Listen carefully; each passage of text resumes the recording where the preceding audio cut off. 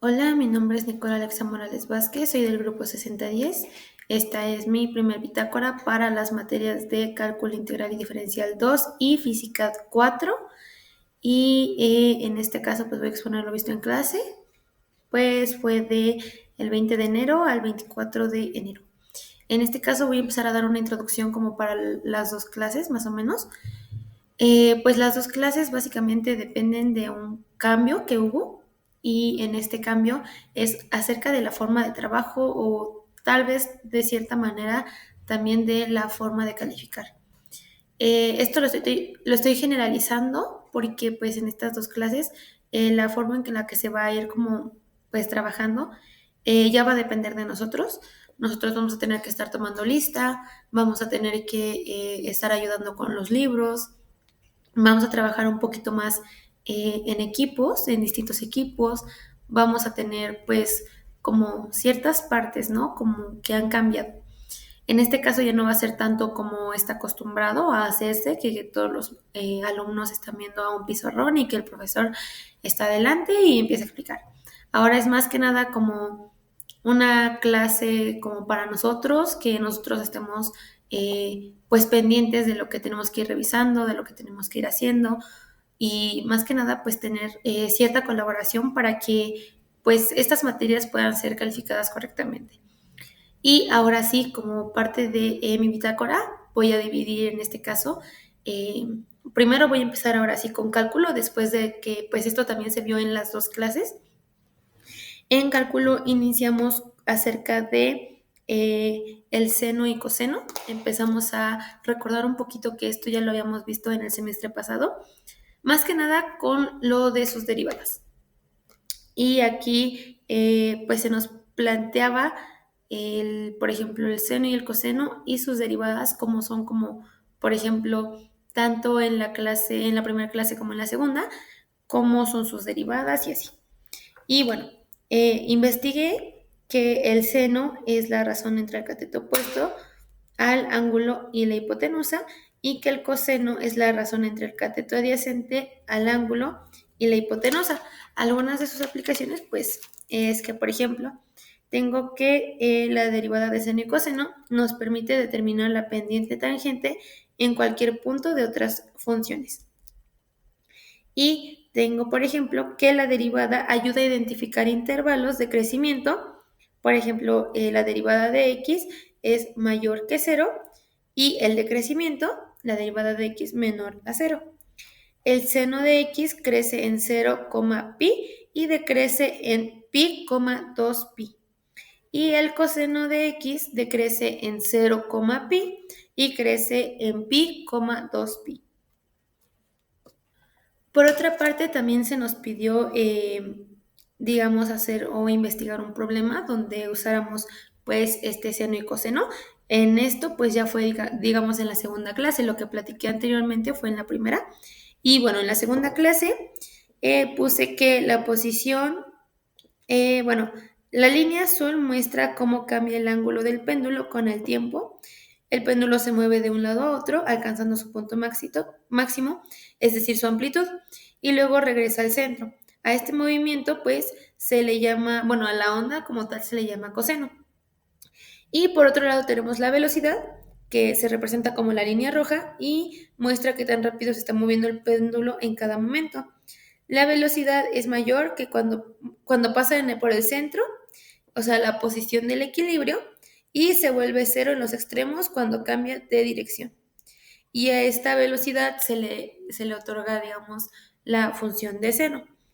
Este problema es básicamente para, pues, modelar como las funciones trigonométricas y también para esto se hicieron algunas gráficas. De hecho, pues es lo que se está mostrando. Y aparte de esto, no solamente era como investigarlo, también teníamos que hacer un cartel que mide 60 por 90, me parece.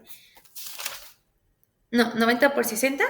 Y en ese teníamos que poner un resumen, pero también como un cierto contexto. O sea, ampliar el contexto y hacer un pequeño resumen también y aportar las citas o los links de donde hayamos consultado. En este caso, pues aquí se está mostrando mi cartel y pues fue básicamente lo mismo. Nada más aquí detallamos un poquito más la parte de seno y coseno.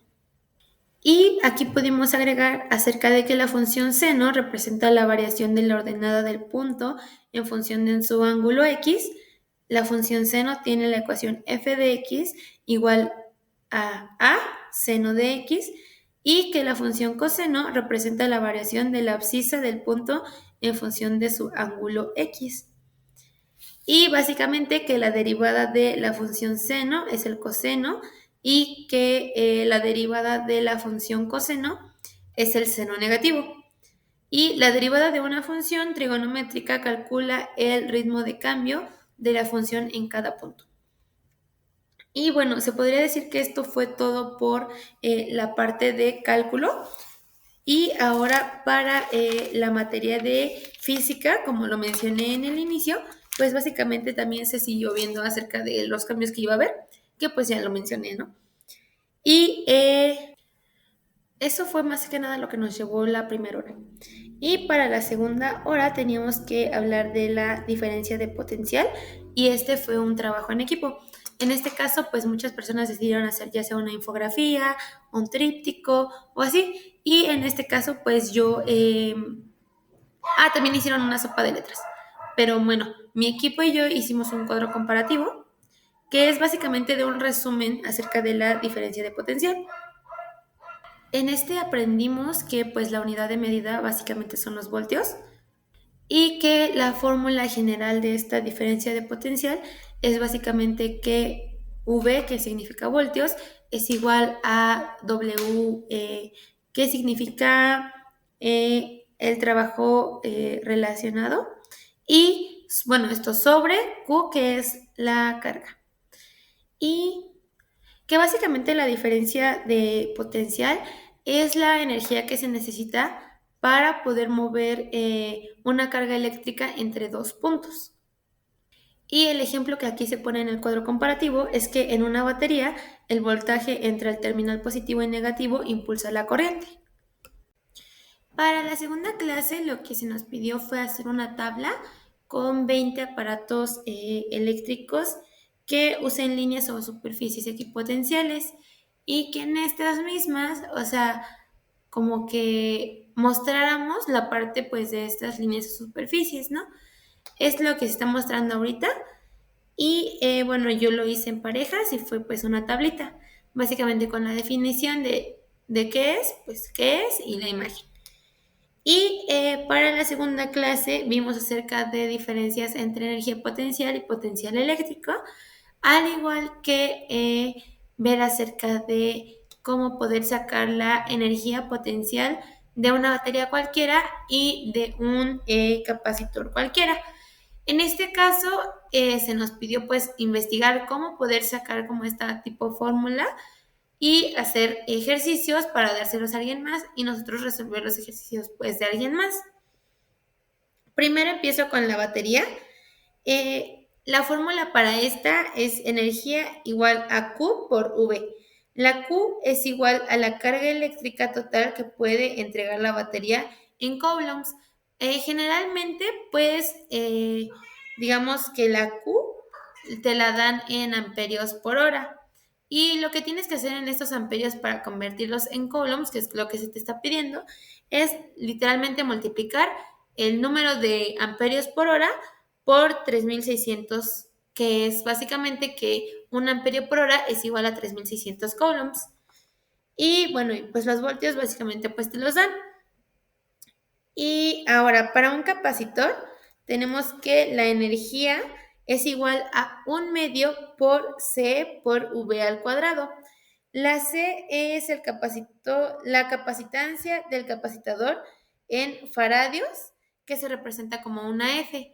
En algunas ocasiones se nos estará mostrando, por ejemplo, en microfaradios, y en dado caso de que tengamos microfaradios, tendríamos que multiplicar el número de microfaradios por 10 a la menos 6 para que nos dé faradios, y en este caso la V pues son voltios que tienen que estar elevados al cuadrado.